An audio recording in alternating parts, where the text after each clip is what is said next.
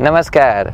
Aujourd'hui, je fais cette vidéo pour vous parler de quelque chose de très spécial, quelque chose que mon maître, Baba, Sri Sri Nandamurti, a décrit comme étant le trésor de l'humanité.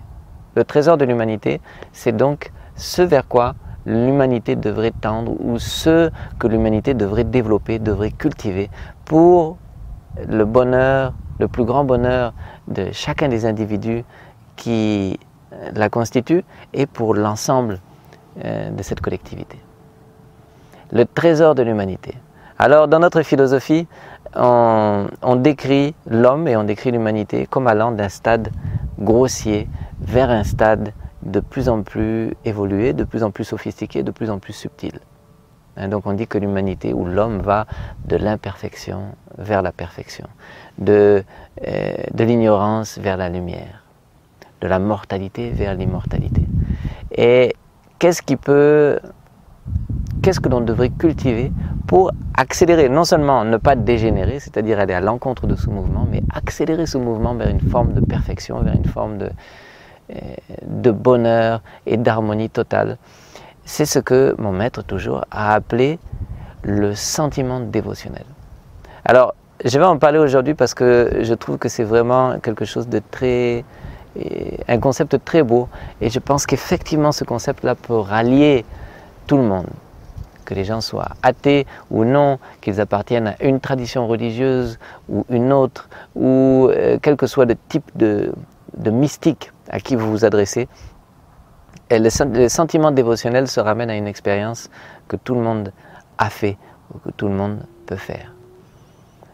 Et je voudrais commencer par une histoire personnelle. Lorsque j'étais adolescent, je n'avais pas encore de pratique spirituelle en tant que telle, ni de recherche consciente de la spiritualité, mais une recherche consciente du bonheur par contre. Et j'étais à cette époque très amoureux de ma petite amie. Et un jour, c'était un matin, c'était très beau, c'était un matin spécial, avec une luminosité spéciale, avec une atmosphère très sereine. Et elle était à côté de moi, et elle m'a dit vraiment, je ne sais pas comment remercier la vie, remercier cet univers que nous puissions nous être rencontrés, nous être connus, qu'il me soit donné de t'avoir connu. Et c'était très pur, très beau. J'ai fermé les yeux et j'ai ressenti quelque chose de plus subtil que je n'avais jamais ressenti, quelque chose que je n'avais jamais ressenti auparavant. Et en même temps, je me suis dit, aujourd'hui, je sais que l'amour existe. L'amour existe, je l'ai rencontré. Et c'était une expérience qui m'a rendu extrêmement calme, extrêmement serein, extrêmement satisfait. Et finalement, c'était de reconnaître qu'il y a quelque chose de plus grand qui nous dépasse, qui s'appelle l'amour en l'occurrence, qui s'appelle l'amour qui nous dépasse, qui nous submerge, qui nous traverse, et qui n'avait plus rien à voir réellement avec moi-même en tant que ma petite personnalité ou la petite personnalité de la copine, mais un sentiment qu'on a rencontré, où quelque chose s'est manifesté devant nous, que l'on peut voir, que l'on peut recevoir à présent, et qui s'appelle l'amour. Et c'était tellement beau, c'était une des plus belles expériences de ma vie. Voilà, l'amour existe en lui-même, ce n'est pas quelque chose que l'on crée ou une espèce de petite réserve que l'on a en nous et gare à nous si on la dépense parce que la réserve pourrait s'épuiser. Non, non, c'est d'avoir rencontré quelque chose qui est tellement grand, voilà, qui embrasse toute chose et qu'on a reconnu à ce moment-là. Et plus tard, lorsque j'ai fait mon premier voyage en Inde, j'aimais beaucoup m'arrêter dans les temples. Je ne comprenais pas grand-chose à la spiritualité à l'époque, mais je trouvais que ces gens qui méditent ou ces gens qui prient, surtout au moment où ils se prosternent devant leur idole ou devant la statue ou devant l'objet de leur vénération, lorsqu'ils se prosternent devant leur objet d'adoration, je trouvais qu'il y avait une vibration, il y avait quelque chose qui vraiment m'attirait beaucoup. Et je me disais que j'aimerais bien, moi aussi, un jour, pouvoir me prosterner devant quelque chose que j'adorerais. Et donc je crois que dans ces deux cas que je viens de relater, c'est quelque part déjà le sentiment dévotionnel que je percevais, que je concevais, dont j'ai pu avoir un aperçu, quelques entreaperçus, et qui m'a apparu comme étant vraiment la chose la plus belle dont on peut faire l'expérience.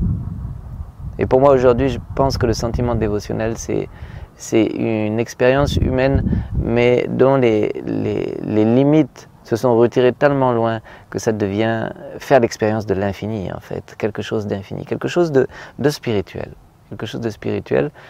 mais qui peut se produire quel que soit le type de vie que l'on mène.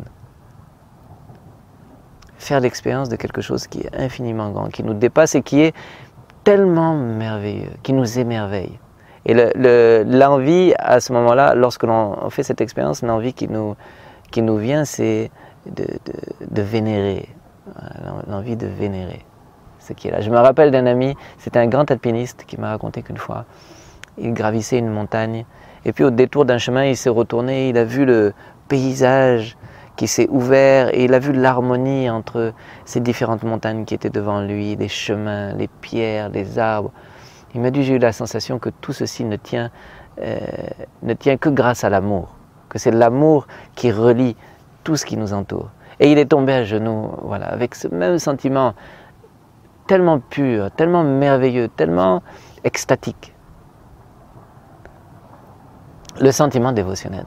Un sentiment d'amour, mais qui dépasse l'individualité, qui dépasse l'ego, qui dépasse l'objet sur lequel ce sentiment se pose et qui embrasse toute chose à la fois. Et ce sentiment dévotionnel, c'est la plus belle expérience que l'on puisse faire. Et je pense que, en fait, la spiritualité, les religions et la recherche du bonheur en général s'attardent à ne rechercher que ce type d'expérience. Un type d'expérience infiniment grand, une expérience de l'infini. On embrasse l'infini et on se fait embrasser par l'infini. Donc le sentiment dévotionnel, c'est quelque chose qui est la crème de la crème des sentiments humains. La fleur, hein, un sentiment vraiment purement humain, merveilleusement humain qui se serait épanoui. C'est ce sentiment dévotionnel. Et dans la philosophie, notre philosophie yogique, on dit que l'éducation qu'on devrait donner aux enfants, c'est une éducation néo-humaniste. Néo-humaniste, ça veut dire, c'est un autre mot pour universaliste. C'est-à-dire non seulement j'aime les hommes, j'essaie d'aimer l'humanité qui m'entoure, mais d'aimer les plantes, d'aimer les animaux, d'aimer tout, c'est l'universalisme. Voilà, mais que mon maître a nommé le néo-humanisme. Et dans cette éducation, en plus de la connaissance des objets de ce monde et des lois de ce monde, c'est d'essayer de développer chez l'enfant, justement, ce sentiment dévotionnel, qui est le trésor de l'humanité. Pourquoi? Parce que l'enfant qui a développé ce sentiment d'amour envers toute chose, non seulement il va être comblé, mais naturellement, de façon organique, il va prendre soin de toute chose. Pourquoi est-ce qu'on prend soin de notre famille? Pourquoi est-ce qu'on prend soin de notre bien-aimé? Pourquoi est-ce qu'on prend soin de son jardin? C'est parce qu'on aime. Ça doit commencer par l'amour.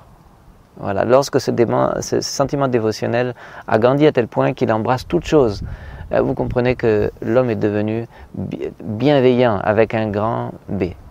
Et ce sentiment dévotionnel ne peut pas être corrompu par le fanatisme, ne peut pas être corrompu par le dogme.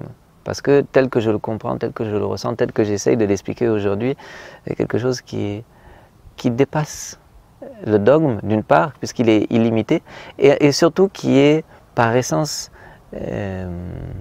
une expression d'amour, une expression où l'on veut intégrer tout le monde dans notre soi. C'est pour ça que notre soi devient notre grand soi, et il devient un grand soi collectif, où on a une relation d'amour, de tolérance, de respect, de vénération envers toute chose. On décèle l'amour avec un grand A en toute chose. Et la pratique de la spiritualité telle que je la comprends, c'est justement la culture de ce sentiment dévotionnel de manière à pouvoir déceler et ressentir cette présence infinie à chaque instant, en toute chose autour de nous et en nous-mêmes aussi.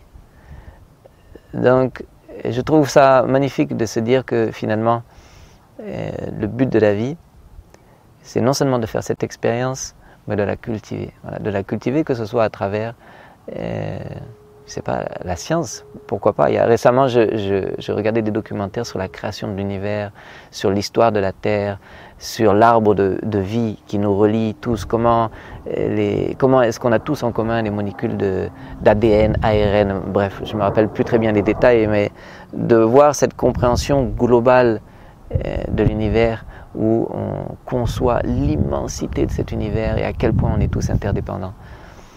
Et l'émotion qui jaillit, j'ai presque pleuré quand je regardais ce documentaire, c'est un sentiment dévotionnel aussi qui peut naître à travers la science, voilà, à travers la pratique spirituelle, pourvu que cette pratique soit vraiment intérieure et pourvu que cette pratique ait justement pour but ce sentiment dévotionnel, cette expérience humaine, intérieure, profonde, infinie, formidable.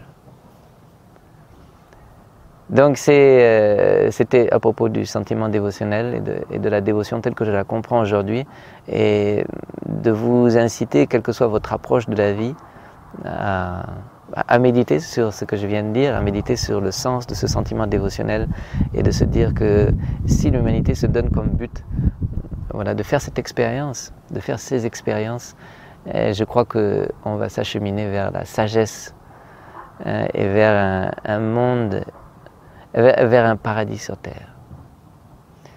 Voilà, merci beaucoup, namaskar.